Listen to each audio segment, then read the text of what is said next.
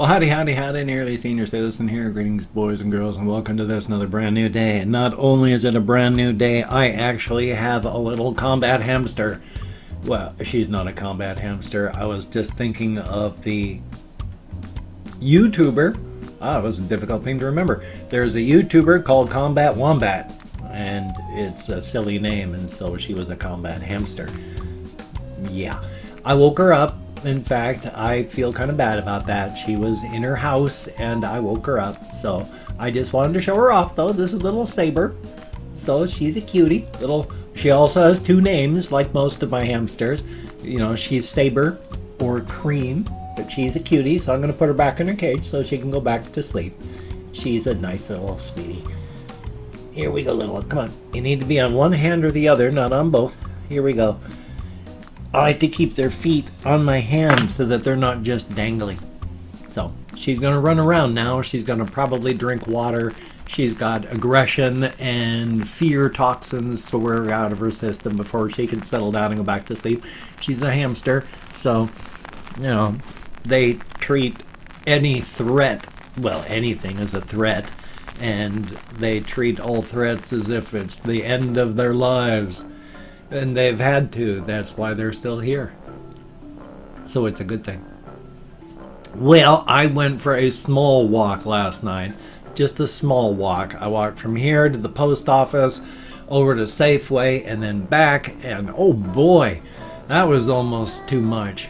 I mean, I can't wait for the half-life of methadone to wear out. Because if I went and left a note with my primary care provider. I said, I'm finally off methadone. I've been off for like a month, and the quality of my life has gone downhill. And the note back was, congrats. And a lot of what you're feeling is just because of the long half-life. So hopefully as like the months go by, things will get better. She's going to prescribe me 2 medications. There's like a muscle relaxer and some so that I can sleep. So that'll be good. So hopefully that stuff will be showing up soon. Definitely a thumbs up. So hopefully things are on an upturn. I went to bed as late as I could last night. It was about, oh golly, half past midnight when I finally was able to turn off the light and roll onto my side to sleep. You know, because I have to get ready and such. But when I finally fell asleep, it was about 4 o'clock-ish when I woke up. So I got out of bed around 6 because I wasn't able to fall back asleep, but I was able to get kind of half dozy. So not awake, not asleep, in that brainwave transmission, not transmission, but brainwaves somewhere in the middle. So you're not asleep, you're not awake, you're aware, but you're not really. So finally it just hurt enough that I had to get up and out of bed, and that's okay. So it's 7:45 now. I have been spending like a year and some recording at 8:30 every morning. Now I'm up before 6. So give me an hour and a half to wake up, and that's right around 7:30. So yay! Well, you know, it could be worse. I fell asleep yesterday while sitting in the chair because it was too warm. That's going to be the worst part of summer is the heat. I don't do heat well. It makes me feel weak and fatigued, and I just fall asleep, and I don't like it. As much as I don't like being cold, my body works very well during cold. I mean, when it was snowing back in winter now, and I was tromping through the snow in my hiking boots in just my summer jacket and my plaid shirt, and those were open with no gloves, and I was tromping through the snow, and I felt alive. I was energized and ready. I felt like running up hills and roaring. So I do well in cold as much as just the way my shirt always feels. My skin is crazy delicate. I have to cut the labels off my shirts because the tags just hurt. So fun. But So heat is not wonderful, especially since as the heat increases, also my anxiety goes up. So that's special. Especially last year, my anxiety was going up with the heat.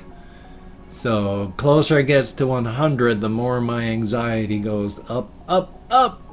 Oh, yay!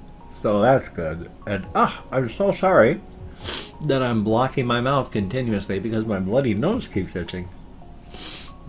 One of the things that happens is, I can't remember the exact physiological reasons, but once you start getting nervous and you start thinking about such things, parts of your face will start to itch because you've got increased blood flow to your face. And the more it itches, the more you do stuff about that, the more you think about it, so you have more increased blood flow, so you have more itching, so you're scratching your face even more, and it's just a cycle that feeds into itself. So I'm just going to scratch here, and then I'm going to ignore my face for the rest of this time. Otherwise, I'm just going to go into a frenzy of scratching with my fingernails.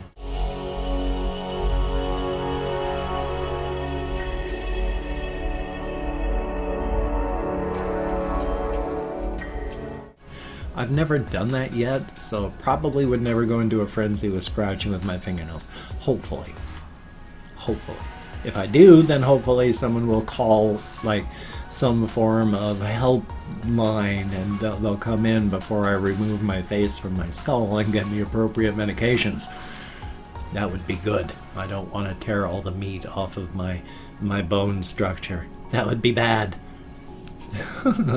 I'm laughing at that because that reminded me of the ancient black and white movie, The Abominable Dr. Phibes, or just Dr. Phibes, I can't remember, with the old, well, he wasn't old then, with Vincent Price, and they were stupid movies where this doctor's wife died, and his plans involved killing all the people that did horrible things to his wife and didn't save her, or some such thing. I can't remember. But he's trying to get more immortality and bring her back, and he's killing everyone that did bad things. And in the second movie, they really take it crazy, where it's like, I remember, and I don't know if it's this movie or a different one, where somebody actually got pinned to a wall by a unicorn head thing, so the spike went through the wall, and you didn't see him, because this was back in the 50s or 60s, but it was through the wall, so he was on the other side, and he was pinned to the wall with the unicorn horn going through, and there was a doorway here, and they were having to unscrew the unicorn head from the wall. But of course, doing that is the guy's legs were going and swinging through the doorway because, hey, he was impaled by the unicorn spike every time the head went around. And so they played it for laughs at the same time. Death is humor. Thumbs up for that. But those old movies with their terrible practical effects, there was one special effect thing where this one woman was sleeping, and it's like they were dripping something down on her face from the ceiling above, and then locusts or some such were led into the room, and they were supposed to have eaten her face while she was sleeping or something, because the next thing you saw was just this horrible black and white effect of just this juicy looking skull with eyeballs still in the sockets that weren't eaten and hair from a wig, and it looked awful. So thumbs up for old movies. Some movies from ancient times are great, and some of them from even non-ancient times are good too. One of my favorite movies that I think everyone in the world should watch is Clockwork Orange, 1971, and that's an incredible movie. I mean, incredible. Everybody should watch that flick. It definitely a thumbs up. I mean, I tried to get other people to watch it in the past, and there's some people that are just, I don't watch old movies, and it's like, boy, oh boy, are you missing out. And their idea of old movies was anything before the year 2000. If you're not watching anything from before the year 2000, you're voluntarily being foolish. So thumbs up for that. But so I slept well, and and I got a little bit of exercise in. I've been very melancholy of late, And I'm depressed, as I've mentioned in the past, and you've seen. And so I've spent most of my life in a depressed state. It's only the past, well, since I met my wife, that my mood went from, not my mood, my personality went from being just completely negative to more positive. So that's been a semi-recent change. I can't even remember what I was originally walking toward talking about there on that one. I am sorry. Pain-related insomnia has done a big number on my short-term memory, so my sincere apologies. What on earth was I even talking about on that one? I have no ideas. So rather than just get bogged down and slow down on it, I'm going to head on to another subject, which, oh God, it's driving me nuts now. Oh well. Just as a minor thing with all of this, I'm still hoping to not get spoilers for the last, well, any of the Avengers movies. I've only seen, of all the Marvel movies, I've seen Ant-Man and Deadpool. So I've avoiding everything we're talking about any of the movies because I haven't seen them yet. So it's difficult avoiding spoilers. I mean, I know there's time travel involved past that. So it's for the next couple years, like 10 or 15 or so, I gotta avoid spoilers until I can afford to see all the Marvel movies. Thumbs up for that. I am working on stories. I got stuff inside of my head. I can't think of them right now because unfortunately, even though my memory is 1000% better, I can still be walking along with very intricate thoughts about what's going on with a plot point or how I want to approach a particular crux in a story, and then 5 seconds later I can be, gosh, I wonder what I was thinking of. I'm pretty sure that was heavy duty, but I honestly have no ideas. I wonder what that was. And so I lose everything while I'm just out walking and doing things. I lose everything just while I'm talking. It's painful. I don't like it.